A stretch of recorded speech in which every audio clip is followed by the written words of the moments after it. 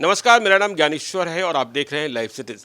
देखिए, कोविड-19 के दूसरे सीजन में हम लगातार चर्चा कर रहे हैं, लोगों को बचाने की कोशिश कर रहे हैं और हमारे साथ जुड़ रहे हैं बिहार के भरोसेमंद डॉक्टरों की श्रेणी में शामिल डॉक्टर राजीव रंजन। स्वागत है सर आपका।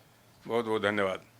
सर, एक बड़ा सवाल ये है कि वैक्सीन को लेकर अब भी लोग कंफ्यूज हैं और कहा यह जा रहा है कि वैक्सीन हम क्यों लें, वैक्सीन लेने के बाद भी लोग कोविड पॉजिटिव हो जा रहे हैं और इस कारण से संशय की स्थिति बनी हुई है और कई लोग इस पसोपेश में पड़े हैं कि लें कि न लें। एफिकेसी रेट को लेकर भी बहस हो रही है। क्या कहते हैं, लोगों की गलतफहमी या सच्चाई कैसे उनको वाकिफ कराया जाए, गलतफहमी दूर करें, सच्चाई से रूबरू कराएं? ऐसा है ज्ञानेश्वर जी कि दिमाग में जो संशय के बादल जो उमड़ रहे हैं उनका छटना बहुत ज़रूरी है, क्योंकि वैक्सीन निहायत ज़रूरी है। इसकी महत्ता सिर्फ इसमें आप समझ सकते हैं कि अगर आपका टीकाकरण हो गया तो आपके कोविड से मरने के चांस बिल्कुल नगण्य हैं, बिल्कुल नगण्य हैं। यानी आपको निमोनिया तो कभी हो ही नहीं सकता। रेयर केस में कुछ एक्सेप्शन तो सब जगह हैं, लेकिन अब जैसे नाक में, मुंह में, पहले भी मैं आपको बता चुका हूं कि अगर वायरस है और टेस्ट आपने कराया आरटीपीसीआर का, तो टेस्ट में पॉजिटिव आ सकता है, इन्फेक्शन हो सकता है, लेकिन आप मरिएगा नहीं।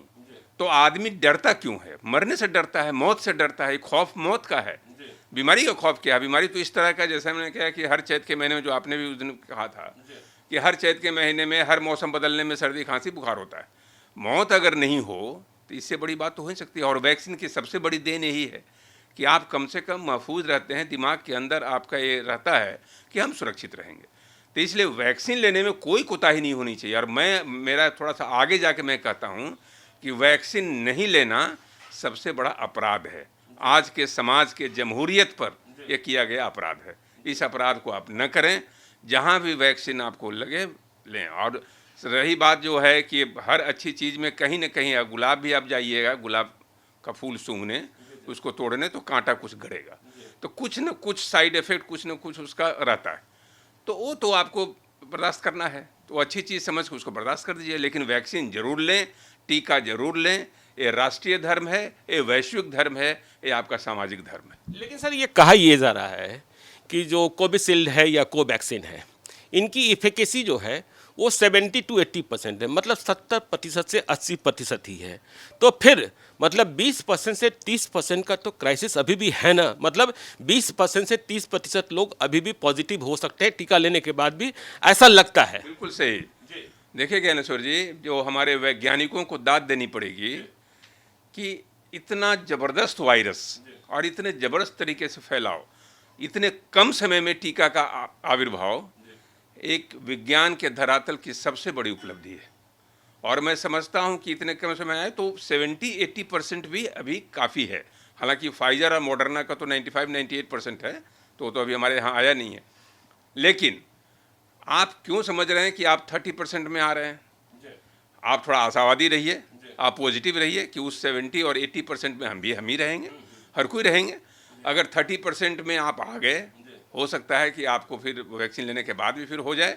तो ऐसे भी आपको होता, बिना वैक्सीन के भी होता और वैक्सीन के बाद भी हो रहा है, तो उसको समझ के तो 100% में शामिल हो जाते हैं। लेकिन एटलीस्ट कम से कम 70 to 75% में अपने को शामिल कर एक पॉजिटिव माइंडसेट, एक धनात्मक माइंडसेट का परिचय दीजिए और वैक्सीन लेने में कोई गुरेज न करें।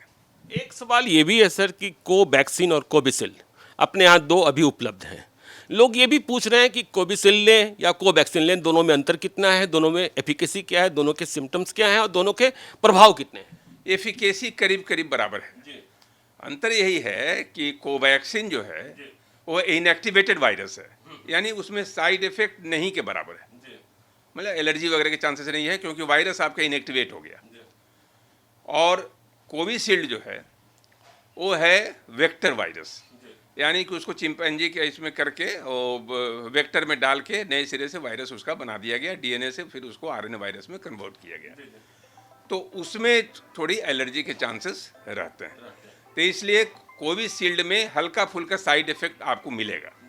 कोवैक्सीन में साइड इफेक्ट नहीं है, क्योंकि वायरस इनएक्टिवेटेड है, लेकिन एफिकेसी करीब करीब बराबर है। लेकिन दोनों सेफ है, दोनों सेफ दोनों में कोई भी मिले उसे लेना चाहिए। जो आपके पास अवेलेबल है उसको आत्मसात कीजिए और उसको लेने में कोई देर न लगे।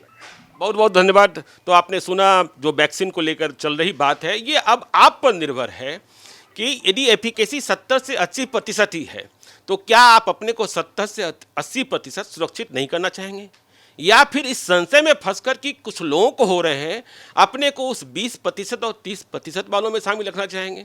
कोविशील्ड और कोवैक्सीन में क्या अंतर है यह भी डॉक्टर साहब ने बताया। तो आप देखते रहिए लाइव सिटीज़ को। यदि अब तक आपने हमारे यूट्यूब चैनल को सब्सक्राइब नहीं किया है तो जरूर कर लीजिएगा, और यदि इस वीडियो को आप फेसबुक के माध्यम से देख रहे हैं तो पेज को लाइक कीजिएगा, ट्विटर पर भी हमें फॉलो कीजिए। धन्यवाद।